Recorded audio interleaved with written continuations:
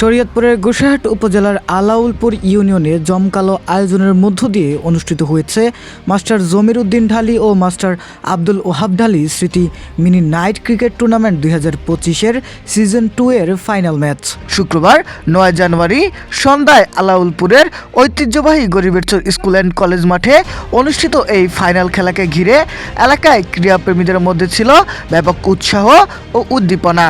দর্শকের করতালি আর খেলোয়াড়দের প্রাণবন্ত পারফরমেন্সে মাঠ জুড়ে সৃষ্টি হয় এক উৎসবমুখর পরিবেশ।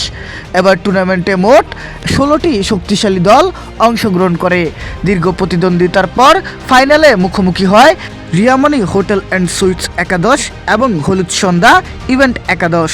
ফাইনাল ম্যাচের উদ্বোধনী অনুষ্ঠানে অতিথি হিসেবে উপস্থিত ছিলেন ইঞ্জিনিয়ার আফজাল হোসেন সবুজ, অ্যাডভোকেট তাহমিনা ঢালী রাসেল, সালাউদ্দিন ঢালী, নজরুল ইসলাম সহ এলাকার আরও অনেক বিশিষ্ট ও গণ্যমান্য ব্যক্তিবর্গ। অতিথিবৃন্দ আনুষ্ঠানিকভাবে খেলার উদ্বোধন করেন এবং খেলোয়াড়দের শুভকামনা জানান। খেলায় টস জিতে হলুদ সন্ধ্যা ইভেন্ট একাদশ বোলিং করার সিদ্ধান্ত নেন। প্রথমে ব্যাট করতে নেমে রিয়ামণি হোটেল অ্যান্ড সুইটস নির্ধারিত 12 ওভারে দুর্দান্ত ব্যাটিং প্রদর্শন করে সংগ্রহ করে 112 রান। জবাবে ব্যাট করতে নেমে হলুদ সন্ধ্যা ইভেন্ট একাদশ প্রতিপক্ষের নিয়ন্ত্রিত বোলিংয়ের মুখে পড়ে 77 রানেই গুটিয়ে যায়। ফলে 35 রানের বিশাল ব্যবধানে জয়লাভ করে রিয়ামণি হোটেল অ্যান্ড সুইটস, আর সেই সঙ্গে টুর্নামেন্টের চ্যাম্পিয়ন হওয়ার গৌরবও অর্জন করে।